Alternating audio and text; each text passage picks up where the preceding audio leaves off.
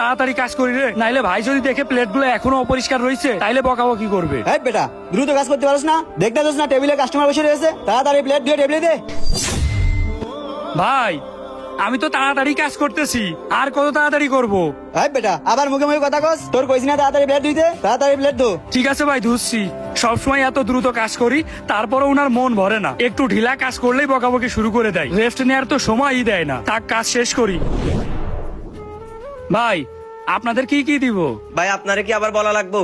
প্রতিদিন তো আমরা এখান থেকে খাই, আপনি জানেন না আমরা কি খাই। আচ্ছা ঠিক আছে ভাই, আমি তাইলে মুরগির মাংস দিয়ে ভাত দিচ্ছি। তোদের নিয়ে আর পারি না, একটা কাজও ঠিক মতো করতে পারস না।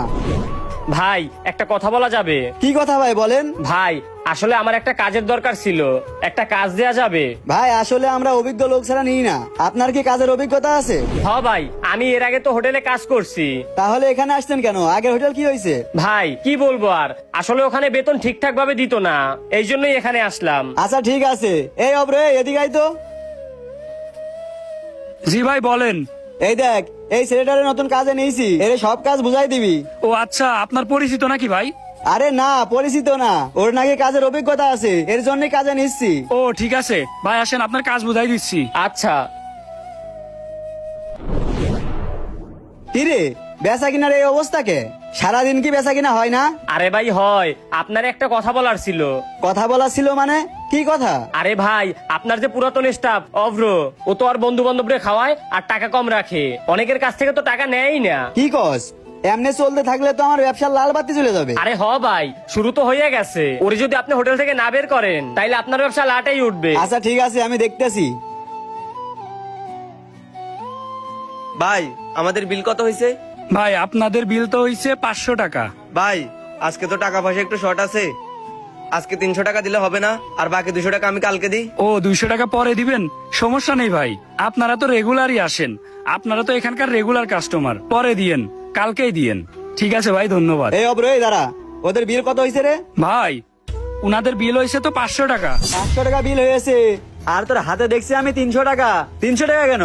ভাই আসলে দেখ বেটা, তোর কোনো কথাই আমি শুনবো না। তার মানে রফিকুল যেটা বলছিল সেটাই সত্যি? তুই আজকে আমার হোটেল থেকে বেরোয় যাবি? ভাই আমার কথাটা একটু শুনেন।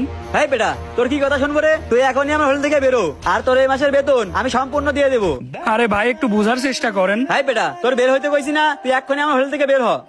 দূর, আর ভাল লাগে না, আমার কোনো কথাই শুনে না।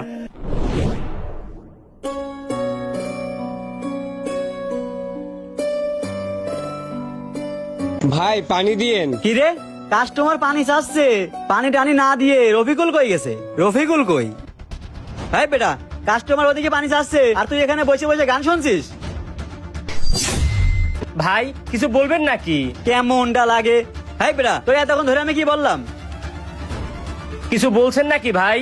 কাস্টমার ওদিকে টেবিলে বসে পানি চাই আর তুই এখানে বসে গান শুনছিস? অন্য সব স্টাফ কাজ করতেছে, তুই এখানে বসে আছিস কেন? ও ঠিক আছে ভাই, যাচ্ছি।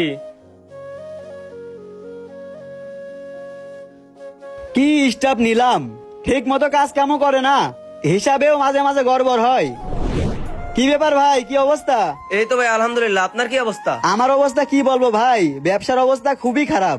আপনি তো আগে আমাদের হোটেলে আসতেন, এখন আসেন না কেন? ভাই সত্যি বলতে কি, এখন আর আপনাদের স্টাফের ব্যবহার ভালো লাগে না, তাই যাই না। কি বলেন ভাই, স্টাফের ব্যবহার ভালো না? আপনার সাথে কি খারাপ ব্যবহার করে? না ভাই, খারাপ ব্যবহার বলতে যাইয়া বসলে আর কারো খোঁজ খবর পাওয়া যায় না, ভাত দিলে তরকারি দেয় না, তরকারি দিলে পানি দেয় না, এই অবস্থা আর কি। আগে আপনার একটা স্টাফ ছিল, যাওয়ার সাথে সাথে অনেক সম্মান করতো, অনেক ভালো সার্ভিস দিত। ও কই, ওরে তো আর দেখি না। আসলে ভাই ও ভালো ছিল, কিন্তু ওর একটা খারাপ স্বভাব ছিল। স্বভাব খারাপ মানে? ও আবার কি করছে?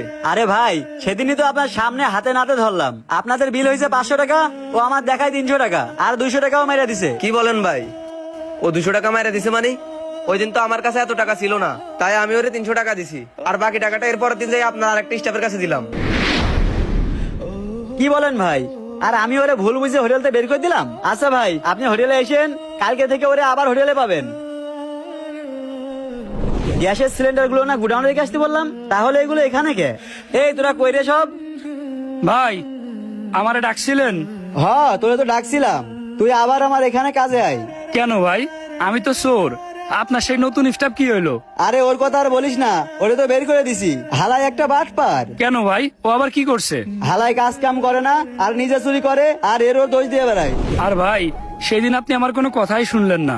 ভাই, আমি কি বসে আছি নাকি? সেদিন আমি কত করে বললাম ভাই, আমি আপনার হোটেল থেকে টাকা চুরি করি না। আপনি আমারে বিশ্বাসই করলেন না। আল্লাহর রহমতে হাত পা থাকলে কাজের অভাব হয় না ভাই। আমি খেয়ে না খেয়ে আপনার হোটেলে সারাদিন কাজ করছি, তারপরে কোনো দাম পাইনি। আপনি আমারে চোরের অপবাদ দিছেন। আর এখন আমি যে হোটেলে চাকরি করি সেখানে ভাই আপনার এখানে থেকে বেশি বেতন দেয়। শুধু এই না, আমারে অনেক বিশ্বাসও করে। যেই মালিকের কাছে 5 বছর কাজ করার পরও আমার উপরে বিশ্বাস করতে পারে না, ওর এখানে কাজ না করাই ভালো। সামান্য একটা নতুন স্টাফের কথা শুনে যেই মালিক আমারে বের করে দিতে পারে, ওর কাছে আমি আর কাজ করতে চাই না ভাই। দেখ ভাই, তুই এরকম করে বলিস না। একটু ভুল বোঝাবুঝি হয়েছে, তুই আবার ফিরে আয়। না ভাই, যেই মালিকের আমার উপরে বিশ্বাস নেই তার ওইখানে আমি আর কাজ করতে চাই না। আপনি আমার থেকে ভালো কাউকে খুঁজে নিয়েন ভাই। একটা জিনিস আপনারা সবসময় মনে রাখবেন, ব্যবসা প্রতিষ্ঠান চলে কিন্তু বিশ্বাসের উপরে। আপনার স্টাফদের উপরে আপনার যদি বিশ্বাসই না থাকে, তাহলে আপনি সেই ব্যবসা প্রতিষ্ঠান কখনোই বড় করতে পারবেন না।